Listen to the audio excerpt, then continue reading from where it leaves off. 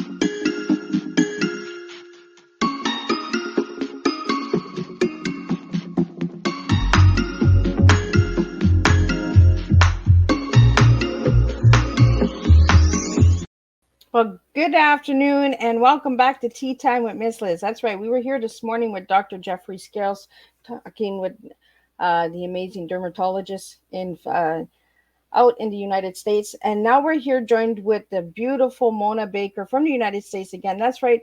This Thursday is all United States. We're in the States this week. So we have an incredible lady sitting in the back studio. So I don't want to waste any time. I want to get into it right away. So we're going to get the disclaimer going and we're going to get her bio. And we're going to get the beautiful Mona Baker in here. And we're going to talk about Actionomics. I hope I'm saying it right. I'm sure Mona will correct me. And I am really, really excited about today's tea time because we're going to learn about movement. We're going to learn about the action of our bodies. And I feel we're going to have a really strong cup of tea because we have a beautiful, beautiful, incredible lady in the background. So the disclaimer for Miss Liz's Tea Times live show. Miss Liz myself is going live using StreamYard. Before leaving a comment, please grant StreamYard permission to see your name at StreamYard.com. Please be advised that the content brought forward for any Tea Time show hosted by myself, Miss Liz, is always brought forward in good faith. However, may bring forward dialogue and opinions that are not representative of my platform. The facts and information are perceived to be accurate at the given time of airing. All Tea Time guests and audience participants are responsible for using their good judgment in taking any action that may relate to the discussion. The content brought forward may include discussions for somewhere they may be emotionally at risk. It is significant to know that this show is engaging in discussion forums only to offer and inspire awareness and connection and is not providing therapeutical advice. If you have any questions about the disclaimer or the panelist discussion, you may freely contact me, Miss Liz, through my email at bookingmissliz@gmail.com. Moving forward, should you choose to voluntarily participate in today's show in any aspect, I myself, Miss Liz, welcomes you. And should you decide that the show is not made for you at this time, I will see you at a later show at a later date and time. Again, all tea times are done on Thursday this year in 2023. And if they're not on a Thursday, it's because they are a rescheduled tea time. So now let me get Mona Baker in here. I'm going to get her to introduce herself. And if there's a couple things that are missed, I'm going to read them off of the bio. But I really want to get her in here and I want to really get moving because today we're talking about movement. So I really want to just move along. So welcome, Mona. It's an honor to have you here. It is a great honor and pleasure to be here. Thank you so much for this wonderful invitation and opportunity to experience Miss Liz Tea Time. So Mona, could you share a little bit on who you are and how you got into all of this Actionomics? How I got into Actionomics? Well, how I started my life was I discovered that I had quite a passion for dance. And I followed that passion, realizing it as a ballet dancer. It had an expressive, uplifting way, and I just loved dancing ballet. And I had the wonderful opportunity to dance with several amazing companies. The most notable was American Ballet Theater, and I just loved it. So, but unfortunately, on my second year, I experienced a career ending injury. And for 6 months, I had this issue in my foot that I was unable to put my point shoes on without developing so much inflammation and swelling. I just couldn't move my foot. So I went to many, many different doctors, and they were unable to assist me. They didn't really understand what was going on with my foot. And so I didn't, after 6 months with APT, and of course, not wearing point shoes, was not fit and able to be one of their dancers. So I remember the last night I was there in my theater case, leaving the theater at Lincoln Center and passing the really beautiful fountains in there that are so inspiring. Well, they weren't inspiring me that moment. But as I turned to walk home, I said, I don't know where I'm going. And then I thought, well, I do know one thing. I am going to find a solution to the answer to the problem with my foot. And then maybe I can help other dancers in such a way they don't have to experience what I'm experiencing now.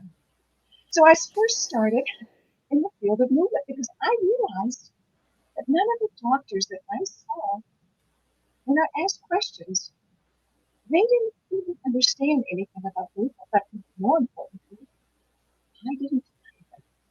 So in New York, wow, what I'd read about, I found there was a beautiful, vibrant community of certified movement analysts that I joined and I studied and I loved it. It was fabulous. I was learning how to document and see movement as a behavior, something I didn't know. It was just great and I was teaching. But Miss Liz, I still didn't have an understanding of what the problem was with my foot. So somebody said, well, why don't you go to this podiatrist? And so that's what I did. And when I walked in to see this podiatrist, I said, I don't have an x-ray. Oh, he said, I don't need an x-ray. Just show me your foot. Oh, And he said, wow, I see what the problem is. He said, the second bone is longer than the first bone of the two bones in your feet.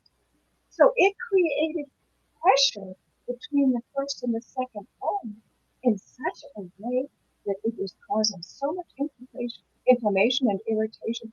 It was a huge swelling. And he said he could create a little prosthetic device, which is what he did, and it would separate the toes that went to this area, and he thought that would help me. So when he said that, I was very excited about the possibility of having it help, but more importantly, what he said about the proportioning of bones and body parts. I have never thought and realized how critical that was for the human body and moving. And I suddenly began to understand something from a different perspective that I didn't understand before. And it was great, but it still was not the solution that I really was looking for. But from that, I did learn that maybe if I looked at movement as a behavior and all the different percepts and everything that I learned from it, then maybe I could see it differently. And that's when I got the idea of organizing it into a language. So I had to research how do we develop language. And that was really important because I knew as a movement analyst, the first pre movement before we speak developmentally goes in such a specific and selective way that allows us to learn how to verbally speak. So I realized that that was part of our language learning experience.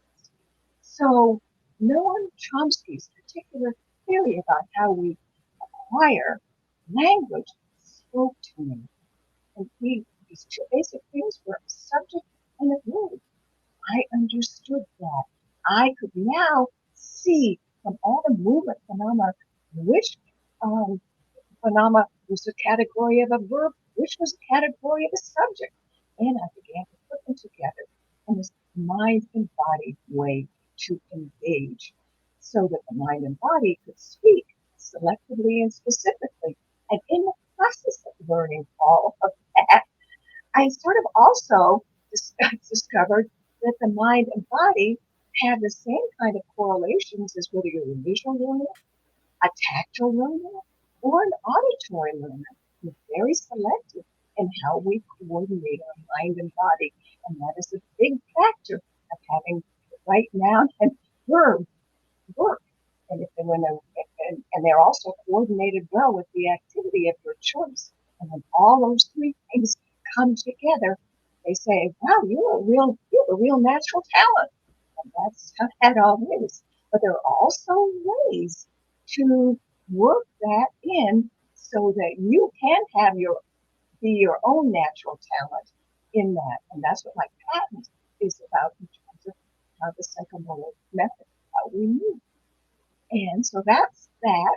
And then I realized when I first had my patent that this is a pretty abstract way of talking to people, and I can talk to movement analysts, but there are not very many of us. Yeah. We're growing in numbers, and I needed to solve that problem. So one day I had an idea of creating a, a unitard, a garment where we could choose to put symbols on to represent the selective mind and body engagement. And I am wearing, I call it an acretica, and so I am wearing such a garment now. It has the markings for the ballet dancer, which we use a lot of the joints. There is a circle for a ball that rotates, and a kind of a diamond for a hinge that opens and closes. And then you Oh, them together, and you have the line moving, and you begin to see this moving instrument moving, and you begin to see the visual design that the body parts are describing in space. And they create beautiful geometric patterns that when you're not aware of that, you don't really notice them because as a dancer, you're codifying them at steps, positions, and poses.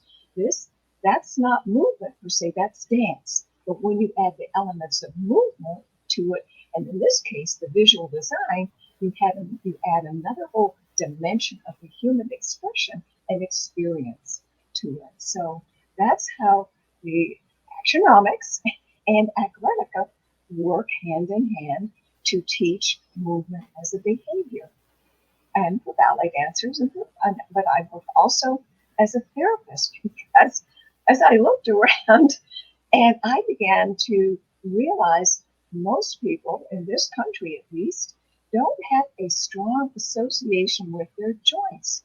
And the joints are so really very fundamental to how we move. If you remove all the soft tissues in the body and then you right down to that skeleton, what you are left with is the fulcrums and the levers, or the joints and the bones. So that's why I go to that place of working and teaching people how to engage, teach their brain how to see and connect and locate and articulate those joints to be able to release the joints, and then it releases the muscles. So the agonist and the antagonist movement of those muscles are working the way they're designed to move in a released and fully complementary way.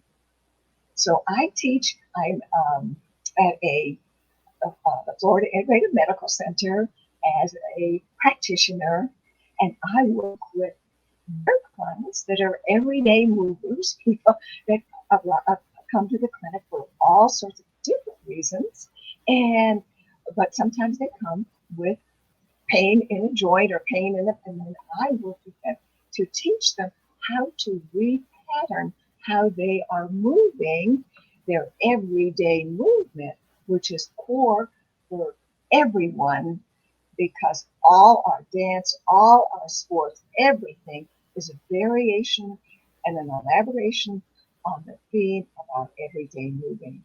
So if you know how to move in an uh, everyday way, everyday moving, then you'll be able to be optimizing whatever activity beyond doing that so much better if you're engaged with an active mind and body conversation.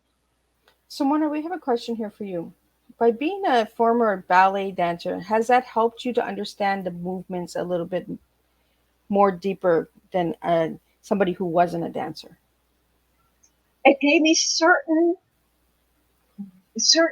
disciplines and certain orientation, but I have to say this is in the beginning, it was a huge, gargantuous obstacle. In and when I first went to talk to Irmgard Barteniev, I said I'd like to be study, become a sort of certified movement analyst, and she looked at me and she said, when I had told her I was a ballet dancer, she said, we've never had a ballet dancer get through this program. And I said, well, I'd like to try. The second week, I knew we did a lot in this training. We did an awful lot of work lying on the floor, and it was really beautifully designed because you see, when you're working with movement, you're working with gravity, but when you're on the floor, you're in an environment where gravity is not such a big issue, and so you're in a purer state, a freer state of moving. And so we have been given this request in this class to just start moving like an amoeba, like formless. And I hear that, formless. You're a ballet dancer. I still haven't totally committed to giving up my ballet career. All the ones that I'd spent all these years, layer upon layer each day building that. And I could just see it all going out the door. And I said, I'm at a fork in the road when they came up and said, you're not doing it right. And I said, well, I'm where I'm at. So I let go. And I moved like an amoeba. Liz, it felt awful. I felt nude. I felt vulnerable. I had nothing. It took me to rock bottom, and I groveled with it. I know now what a crab or a lobster feels like when they shed their shell. I had nothing. I had no identity, and all of my peers did. They knew who their body was when they walked into that studio. I didn't know. So it made it, that vulnerability had, there's always nuggets in everything. It's a real challenge. And I wouldn't go back to the other. I kept going forward, allowing myself to be vulnerable, because it took me to having and discovering a different way to organize and to have a conversation with my body. And at the end, I successfully completed the program, and I thrived in it because I allowed myself to let go of who I was and all of that has been so special as a dancer. Let go, relinquish that, and have the faith to go forward and trust that what I was going to learn was much greater than I knew before. And I was going to take that risk because I'm a little bit of a rebel. Came out. Which I want to get into because you're going right into it, Mona. I asked the guests what their favorite colors and one word to describe themselves, and Mona gave me the word rebel with a cause. So I want to get into this rebel with a cause. So what does rebel mean to you, Mona? Rebel means going upstream, taking a risk, challenging yourself in a new way, and you don't necessarily have somebody to model how to do it because you're doing it your way. And in my case, the cause is to bring movement, as I understand it, to the world. Because, Miss Liz, one thing that the COVID whole pandemic, it was an amazing learning experience for all of us. Yes. I mean, yours truly didn't know anything about going online, and I couldn't do my practice anymore at the holistic medical center. So here I am online, but it was a wonderful experience. I struggled and everything, but I learned a lot, and also I'm observing all of the time while I'm having this experience, and I learned how to be therapist and do that online and everything. But I also am on, you do these beautiful networking groups, and they're kind of funny. And they're all these amazing people.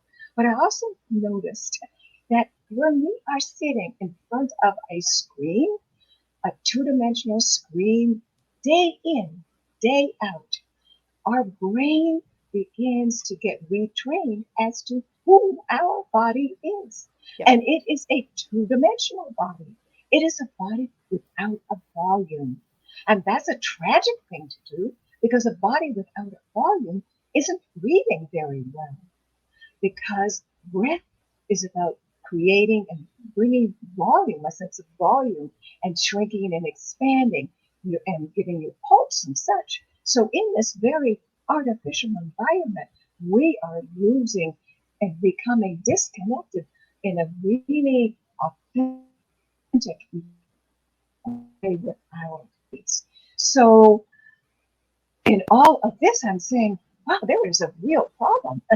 I need to do whatever I can, my part in life, with what I learned to share, because what I know is movement, and this is so exciting. It was transformative for me. It's been empowering for me, and it's given me new action. My tea, I want to serve that tea to as many people as I'm able to. Because when they discover how their mind and body go on, it's really exciting. I see the lights going on, and like when someone's teaching, and and you see that they just lift up and they start to glow, and that's what I really really enjoy. So I'm a rebel with a cause to bring the transformation, the empowerment, and the action, the tea to a movement to as many people as I can. And I And a just lot love the to way you cancers. just served your tea, Mona. Like you just floated right in like a smooth cup of tea. You see how she did that, guys? She just moved it right in because Miss Liz didn't even ask her what her tea was. She just slid it in. And I love it because you're actually opening the minds of how important it is to move. Even during the pandemic, we all stood still for so long that our minds started to shut down and started to process differently, you know. And here we had all these openings and doors that were opening and opportunities that were coming in a different way. So we were like, oh, I don't know. But we learned so much. The process of being vulnerable and raw and trying exactly like what you did when you started doing this whole transformation. Like it just flows like a nice sweet cup of tea. Like I just love this tea. Like I love when the guests really have a beautiful tea, and you truly have a beautiful tea, Mona. Thank you.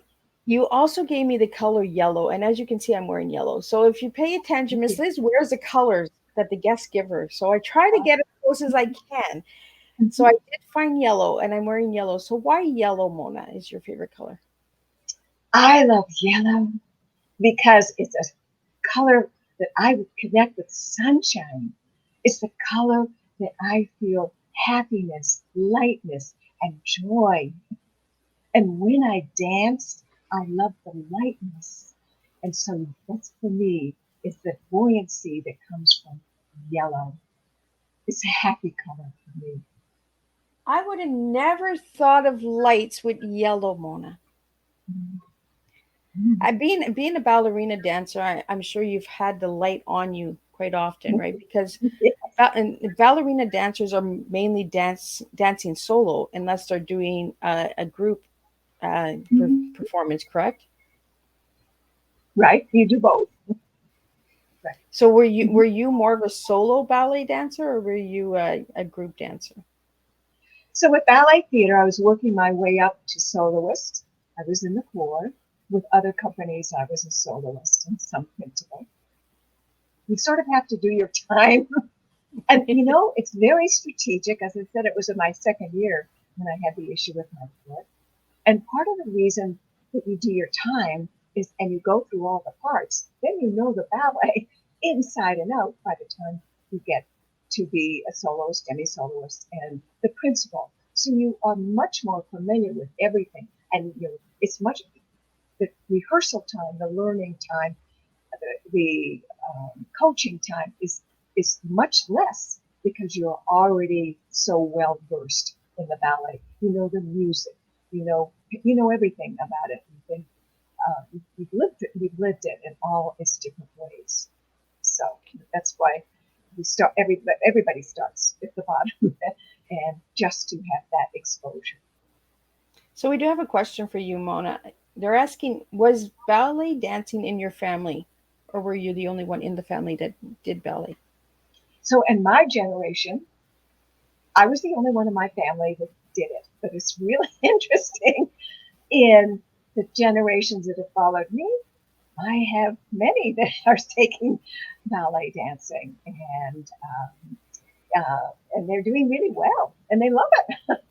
I think one of them will probably pursue it professionally, Oh, and another was very passionate about it. She's decided she wants to be a physical therapist. And oh, then her sister, who has danced and did very well, she is an ace volleyball player. And I think she's an ace volleyball player because she knows how to move as a ballet dancer. And it's amazing to watch her move. So it's really it's fun to see that. And I have to say, it wasn't necessarily appreciated what I was doing by my family because I guess I was a little bit of a rebel. They hadn't expected anybody to do Mona's that. been a rebel since she was little. Right. Right. So Mona, we were in the background before the show started. We got to talk a little bit and break the ice and all that, which I do with all the guests. And we were talking about my daughter. She's a nurse, and the empathy of a dancer and working with people and that.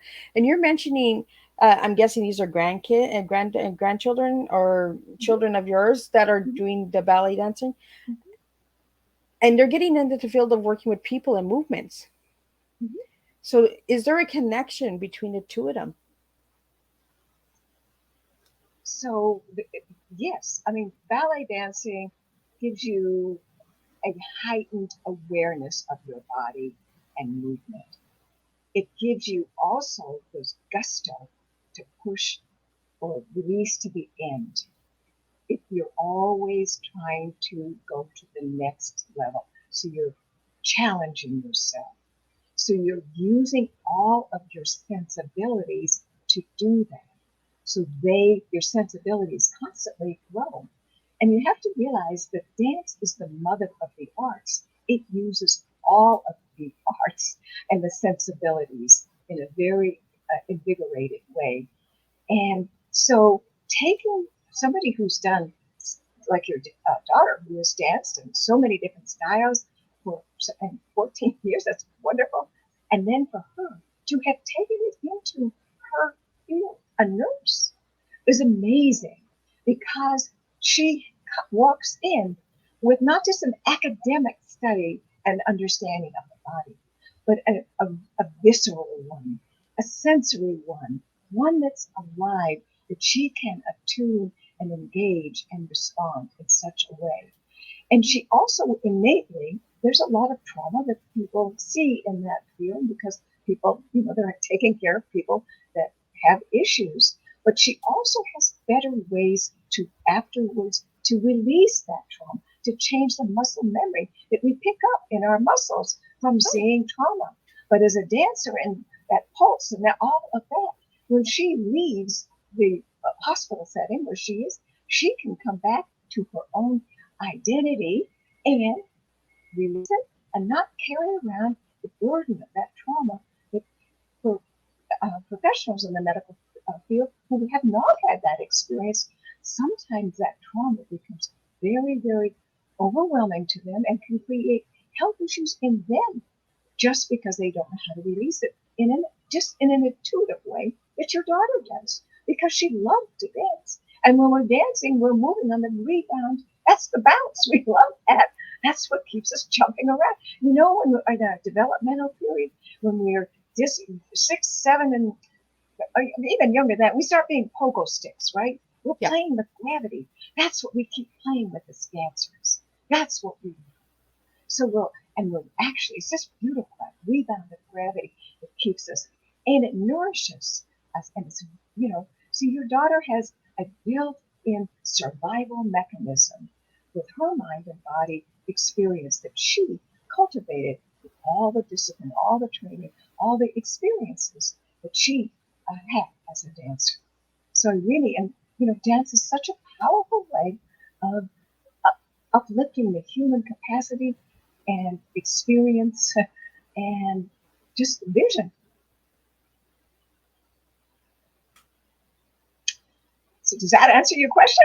Yeah, I just watched you for a second. My ear popped off. Oh, okay. But I wanted to get in because you're making some really good points, Mona, on dancing and trauma. So do you use dancing and movement in your everyday life to overcome trauma?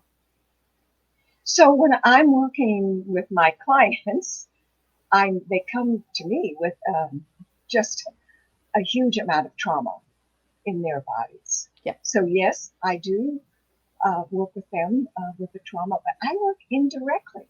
Sometimes there's a verbal conversation about it, but more often they will tell me, and then I will take what they will tell me, and I will put it into movement, working with their joints. Because as I said, when we work and we engage and we retrain the brain to where the joints are, we begin to set up a whole new mind and body conversation.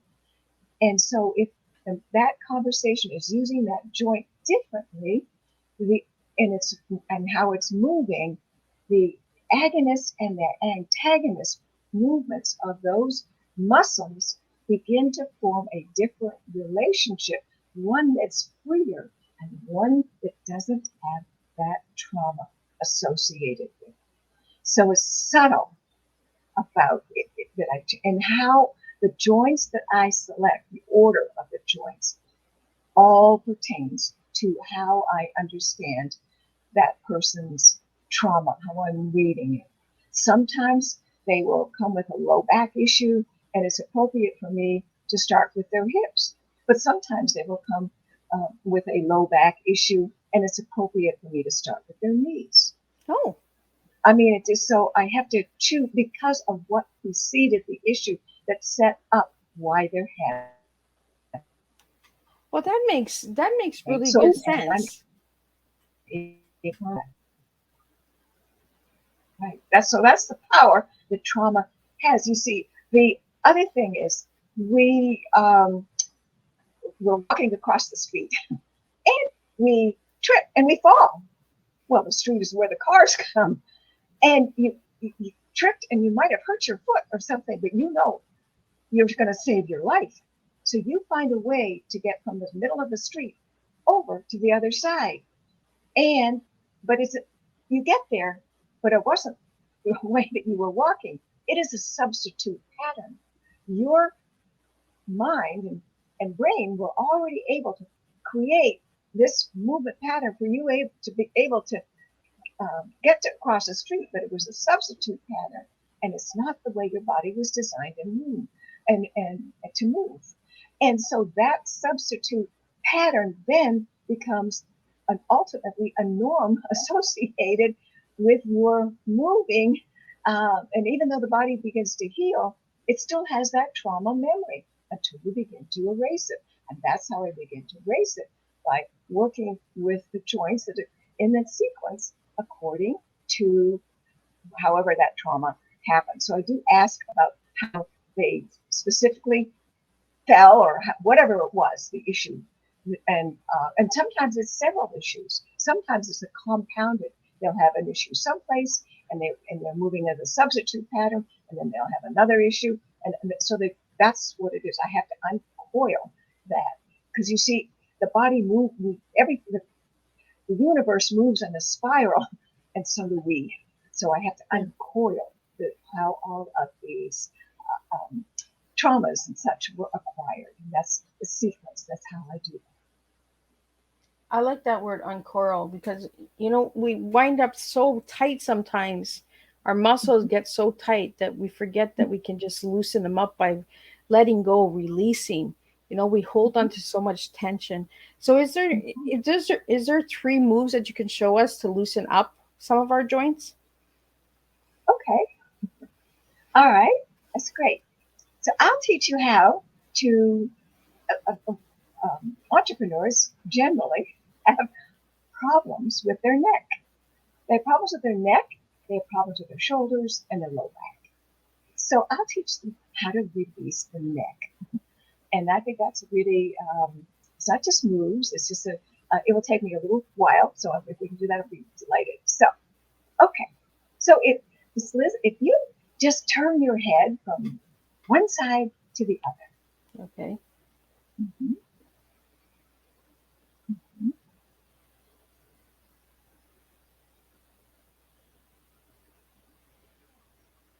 So, how do you think that you're turning your head from one side to the other? I don't know. When I was turning it to the right, my shoulder was popping, so I'm not sure what was going on, but my shoulder popped when I got to a certain angle when I turned my head. Mm-hmm. And then the other side, it was a nice smooth spin, but the other side was like a little pop. Mm-hmm. So it could be the way that the head is being held during the day that's causing Well, that, or it's because of you not knowing how to turn it. So, are you using your neck to turn your head? How do you think you're turning your head? yeah, I'm using my neck. You would do. Am I? I'm using my neck. Am I not? That's what you're telling me, right? That's what it feels like when you're turning your head from side to side, right? That's what Yeah. I'm asking. Okay. Well, of course, the neck has 7 vertebrae in it. Oh, well, look at that. It's not really designed to twist, but we try to twist it because we don't know how to use the joint to turn the head. Oh, And there is a joint to turn the head. And you see, we learn how to turn our head from imitating everybody else, the people that are around us when we're very young, and they're twisting their neck. So we start twisting our neck. So we never really learn how to do it. So at the base of the skull is the joint is located at the base of the skull and the top of the spine. okay. And at the base of the skull, you have a socket. And at the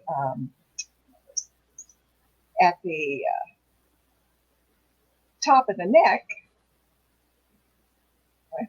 my face, you have a ball. With the happy Right. face. Right. So this is what we're doing all the time. But Oh, this is what we really need to be doing. And it's because we don't know where the joint is. We really know oh, not to do it. there's a big Right? difference. There is a huge difference. Wow. Okay. So, right. So now, where do you think that this joint is located? At the bottom of the ball. Yeah, but where on your head Oh, base? Where is that? in the in your shoulders, like the top of your shoulders, right? Okay. So that's where you. Okay. The reason this is why I'm asking you is because your brain doesn't know where it is. It Oh, would be well, look at telling that. you. Right. That's what I'm saying. The brain didn't learn where this joint was because we were imitating somebody else's movements, twisting the neck in this case, and the brain never had a chance to learn it. Or if it Oh, knew it once, it's forgotten. Okay. well, they should be taught So, in school.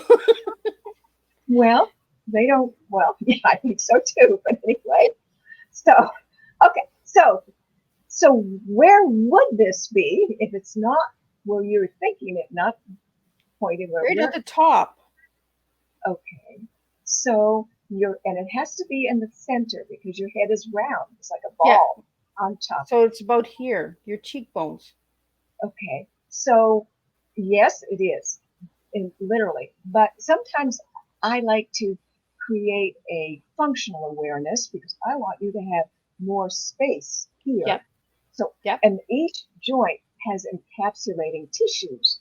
And when the brain gets an idea of a functional location, it will release those encapsulating tissues to allow it. So I like to place it right above about an inch above your ears. I'm going to ask you to take your third finger because that's your axial, Yep. talking to skeleton, and you're going to place it just about an inch above your ears. Got it? Okay. Okay, so now I want you to image that with your mind, you're going to see this socket turning from side to side. It's the Okay. socket turning from So side to side. And you're going to push it with your fingers to begin with, just to invite the looseness. So the fingers oh, are there's a really, big difference, Mona.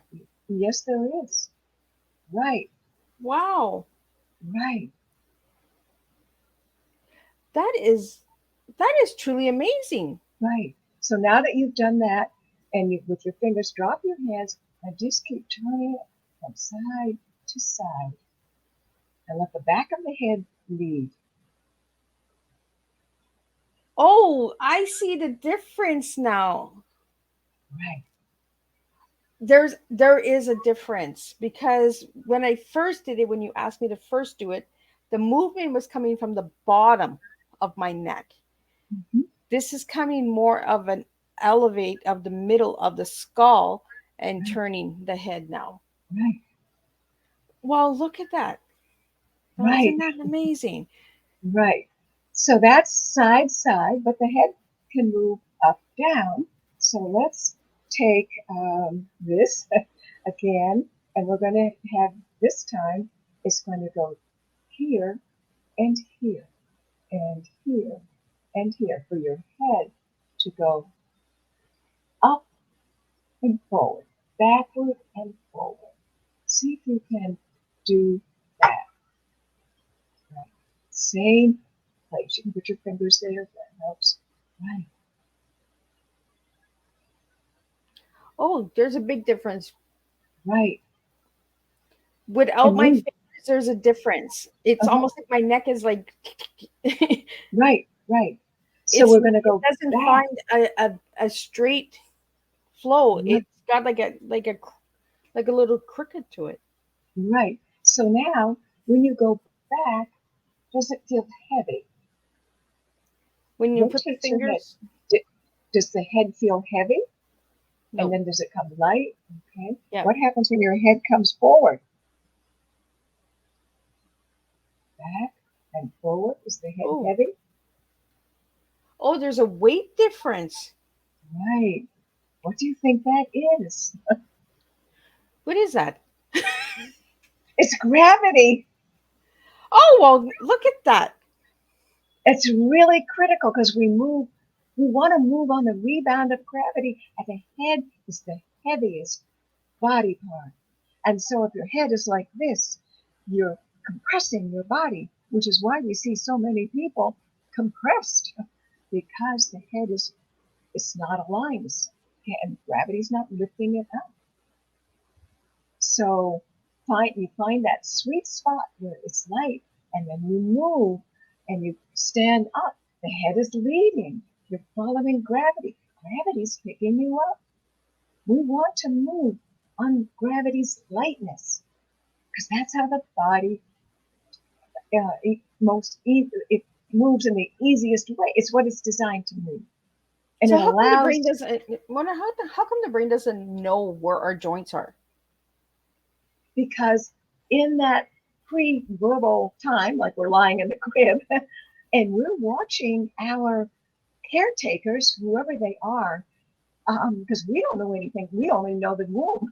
We don't know. We just see them moving, and so we've got to figure out how we're going to live in this new world. So that we're watching the arms move. We're playing with the arms. We're watching, and the legs begin to kind of move, and we begin. But we get that all seeing how the people around us are moving, and you can, if you really pull back and watch in families, like a mother and her daughter or something, and you just watch in their subtleness of their movement, you will see how the daughter picked up the somatic, energetic patternings in the muscles. I was And going to ask you about that because when I did some research on you, Mona, the somatic came up, and I was like, what is that somatic? so somatic means of the body, Okay. and just and the senses and the body coming together. It's an awareness term So because when you understanding our look bodies. right, when you look at the body in the academia, they're not necessarily looking at it. They're looking at it anatomically, which is different. In this, yes, somatic therapists, we know the anatomy and the physiology, but we go one step or two or three or four steps way beyond that and move that into human behavior. So, but it's dealing with the visceral, the somatic, the sensory, and becoming aware of that and using that. We're not machines, Miss Liz, and we have biomechanical notions of that's how the body moves. But we are not machines. We are moving instruments. That's what we are. So we have a question here for you, Mona. It's asking what causes double joints? So lots of people have another term for that is hypermobility, and Okay. you have ligaments and you have tendons around each joint. So the ligaments hold joint to joint, and the tendons hold muscles to joints. That's how that works. And so there is a certain people that are hypermobile, their soft tissues, they don't have quite as much manganese in them. Oh, Manganese is a strengthening uh, uh, mineral. It's a really critical one, and we don't seem to have it as much as we did in previous generations. So the soft tissues don't have that strengthening manganese. And so they stretch out. And when they stretch out, they get a little bit out of alignment because the ligaments are too loose. And so that's what that is all about. So in in this situation, I don't invite that person to really stretch and take that joint all the way out because what happens is the muscle memory that gets associated with that move is going to want it to go all the way out, whereas you want to train the muscle to say, oh, we just go this far and then we'll keep it aligned. It's in ballet dancing. You'll sometimes see a dancer they're called hyperextended, and you'll see these beautiful legs like that, and they have this hypermobility also. So, but the double jointedness is the soft tissues of the ligaments are just too soft. They're too stretched. They've been too much pulling and yanking and such, and so just it's not as good a thing to have. So. I want to get into. We're getting so close to the hour. Like I could talk for hours with you, Mona, about this because there's so much to learn. I want to get into the JRA moving instruments. What are those? So I have a program where I work with the 13 joints of the body, joint to joint releasing activation. This is kind of and this is a program that I initially started for dancers to begin to teach them where their joints are and where they would release the joint. Just they would find the joint, identify it, and then they would release it, and then they would activate it, and it's like this. So this one is passively, but this hand is doing the moving like this. This, my second hand is moving it, and this one, it's moving itself. So I'm going through, we're teaching and reminding the body of the location specifically of all these 13 joints as we go through them, like, and they correlate with the athletica that I'm wearing, so that the dancer then has imprinted in their body their moving instrument before they even start class. And in the act of doing the passive and the active joint articulations, the body gets really warmed up and you are not pulling, stretching. I have an issue when a dancer takes a muscle and they just pull and pull and pull, and they tell you to go beyond that pain. That pain is a stretch reflex mechanism. It's like the brain of the muscle. Only go that far, and until it's ready to release. But as I said, if you activate the joint, then the muscle will probably release. So I don't ever, because if you can destroy that stretch reflex mechanism, you lose so much of the vitality and the rebounding aspect of that muscle. It won't work as well, ultimately, if you overstretch. So anyway, the JRA is to set up a prep to move up the body. And I shared it with a really well-known gentleman, Dr. Les Knight, just a casual moment. And he was so impressed with it. He said, I want you to be in my seminars and teach the physicians and the law enforcement officers about this. So I did that for a number of years. And that was a really interesting experience, I must say, because most of them, particularly the law enforcement officers, I'm almost 5'5", but I'm petite.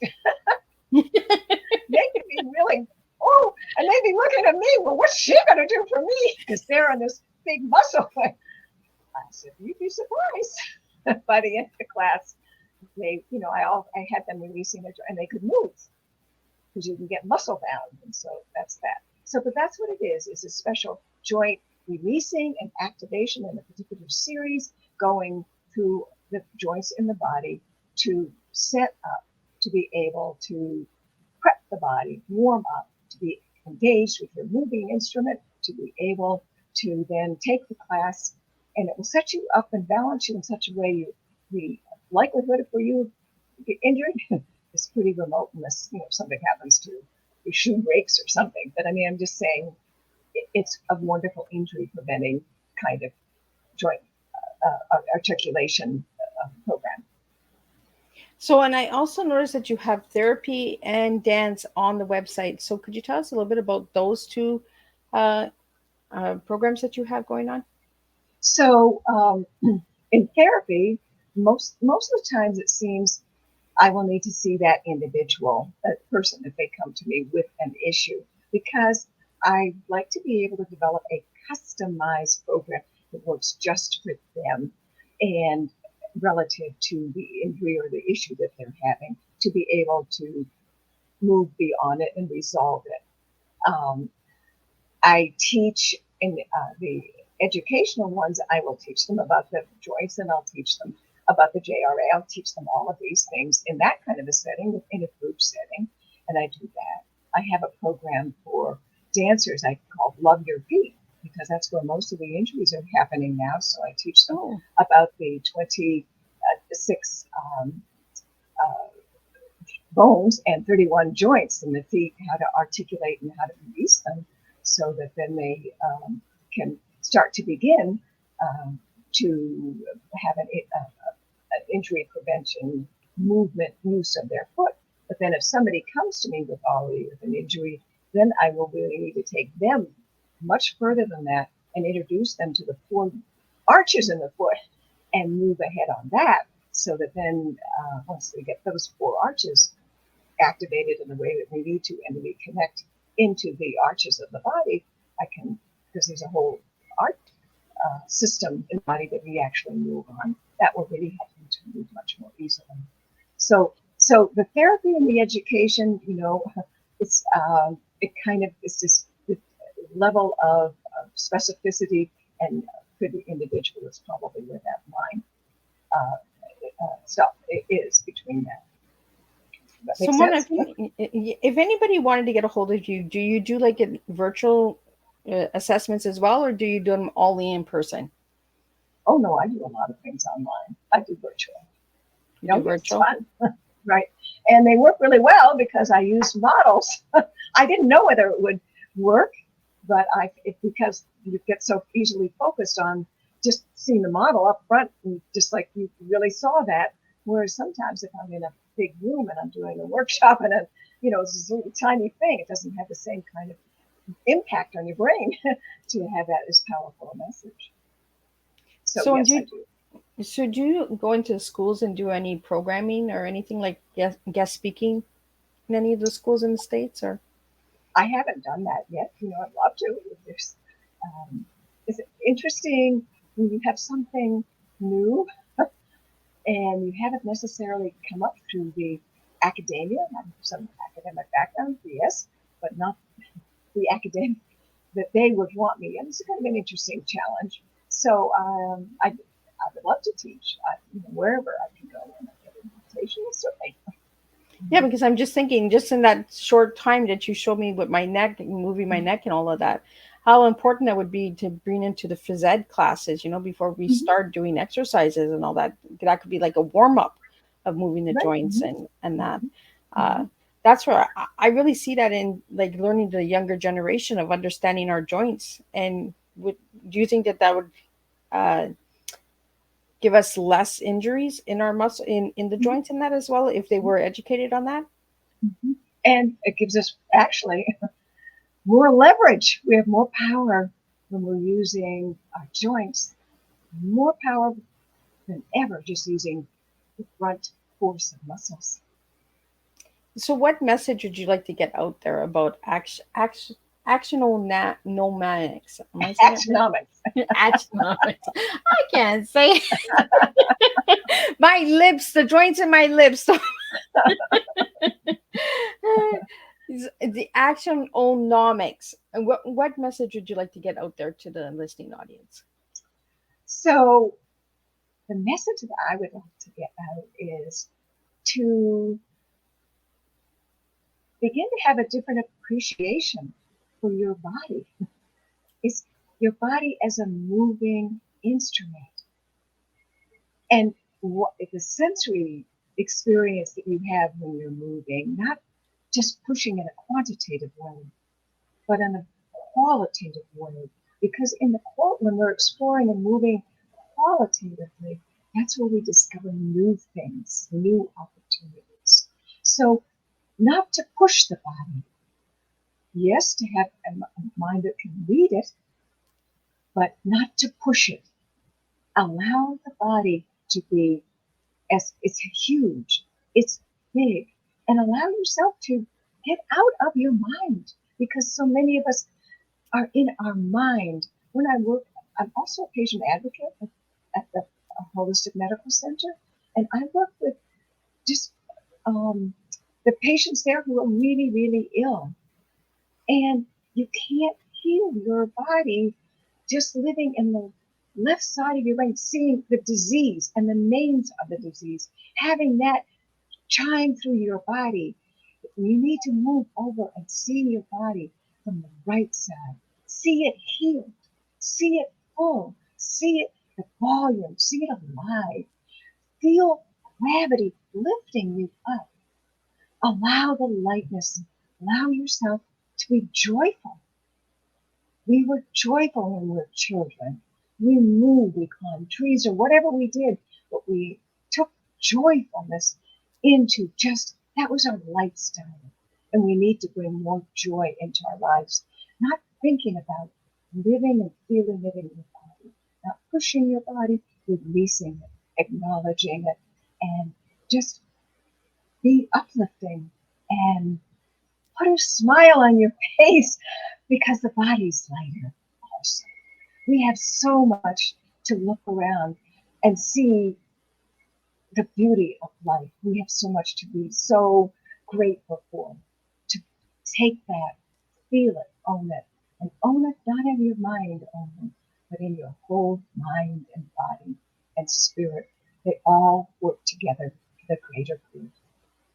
Well, I want to thank you so much, Mona, for sitting and showing us and talking to us about the movements of our body and, learning a new language. And I love that phrase that you said, appreciate your body. We really got to start appreciating ourselves. Appreciation goes a long way, and there's so many different ways. And Mona has shared it today on Tea Time. So reach out to Mona if you'd like to know more. Check out her website.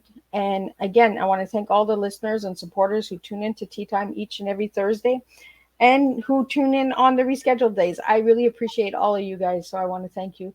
And Mona, thank you so much for taking the time to sit with me and getting me to understand a little bit more about actionomics. I think I said it right. I'm Getting not. it? I'm getting there. I'm getting there. So if practice, repetition will get me better. So, Right. so I want to thank you again.